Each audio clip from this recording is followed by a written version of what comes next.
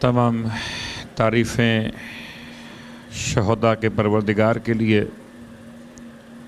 اور تمام ہدیہ درود و سلام شہیدوں کے سید و سردار اور ان کے خاندان اہل بیت اطہار کے لیے۔ الحمدللہ الذی جعلنا من المتمسکین بالقرآن العظیم واجعلنا من المتمسکین بولایت علی ابن ابی طالب علیہ السلام۔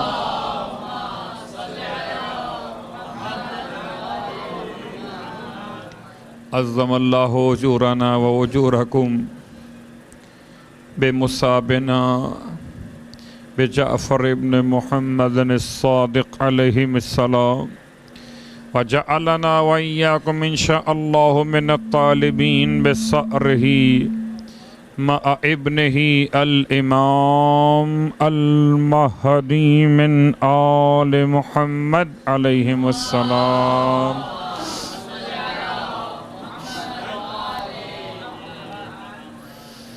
انا للہ و انا الیہ راجعون۔ شب ماتم ہے، شب گریہ اور بکا ہے، اس کی شہادت کی شب ہے جس نے ہمیشہ انسانیت کی بھلائی کے لیے امور کو انجام دیا، جو مدینہ منورہ میں راتوں کو سونے والوں کے سرہانے روٹیاں تقسیم کیا کرتا تھا۔ اس کی شہادت کی رات ہے جس کے در سے کوئی سائل کبھی خالی ہاتھ واپس نہ گیا۔ اس کی شہادت کی رات ہے جس نے ہر بے کس انسان کی فریاد رسی فرمائی۔ اس کی شہادت کی رات ہے جس نے شیعت کو جینے کا سلیقہ بتا دیا۔ اس کی شہادت کی رات ہے جس نے کربلا کے ماتم کو زمانے میں ایسے قائم و دائم کر دیا کہ آج فرش کسی بھی عنوان سے غم کا بچھایا جائے، کسی امام کی شہادت کا ماتم کیا جائے، مگر سرکار سید الشہداء کا پرسہ ضرور دیا جاتا ہے۔ ہم پرسہ و تعزیت پیش کرتے اپنے زمانے کے امام کی بارگاہ میں کہ مولا آپ کو آپ کے جد کا پرسہ احسن اللہ لک العزا فی جد کا الامام الصادق۔ مولا پرسہ پیش کرتے ہیں جناب شہزادی کونین کی بارگاہ میں امام کی شہادت کا پرسہ، رسول خدا کی بارگاہ میں امام کی شہادت کا پرسہ۔ یتیم ہو گیا اس موسی کاظم جیسے معصوم امام کی بارگاہ میں، اس امام کی شہادت کا پرسہ جسے 65 برس کی عمر میں زہر کی شدت کے ساتھ شہید کیا گیا۔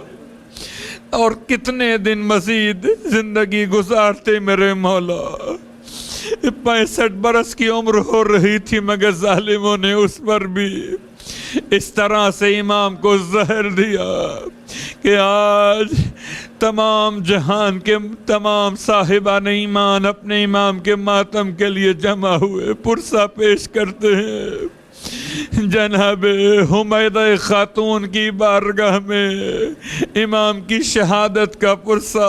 اے خدا، یہ مجلس شہادت امام صادق ہے، رات کا وقت ہے، روشنی کا انتظام ہے، لیکن ہائے قبر امام جعفر صادق۔ رات کا اندھیرا مدینہ منورہ میں ہے، سارے شہر میں روشنی ہے، لیکن قبر امام جعفر صادق پر اندھیرا چھایا ہوا ہے۔ ارے جب کوئی جنازہ جنت البقیع میں لایا جاتا ہے، اس جنازے کے اعزاء اور احباب جنازے کو کاندھا دیتے ہوئے قبرستان میں آتے ہیں۔ ارے چاہے قبرستان کے کھلنے کا وقت ہو کہ نہ ہو، مگر جنازے کے لیے کھولا جاتا ہے، اور اس کے جنازے کے ساتھ ساتھ چلنے والے قبر کے پاس پہنچ جاتے ہیں۔ لیکن ہائے کوئی ماتمدار اگر قبر امام صادق پر جانا چاہے تو اسے دور سے روک دیا جاتا ہے، اور اگر آنکھوں سے آنسو بہا کے پرسہ پیش کرنا چاہے تو اس کی توہین کی جاتی ہے، اور اگر کتاب سے سلام پڑھنا چاہے تو کتابوں کو چھین لیا جاتا ہے۔ اے خدا اب وہ دن دکھا کہ جب جنت البقیع میں مثل روز عاشور 15 شوال 25 شوال کا ماتم برپا کیا جا سکے۔ اے خدا تمام نظام ہائے ظلم و باطل کو نابود فرما دے۔ یقیناً شب شہادت کی مناسبت فضائل کا روز نہیں، مناقب کے بیان کی گنجائش نہیں، مگر سیرت امام کہ 65 برس کی عمر میں میرے مولا نے کتنے تحفے صاحبان ایمان کو عطا کیے، زندگی گزارنے کا کیسا سلیقہ دے کر گئے۔ خدا کا بڑا احسان ہے، شکر کے سجدے کیجئے کہ ہمارا ہر امام صادق ہے، اول امام سے لے کر آخر امام تک۔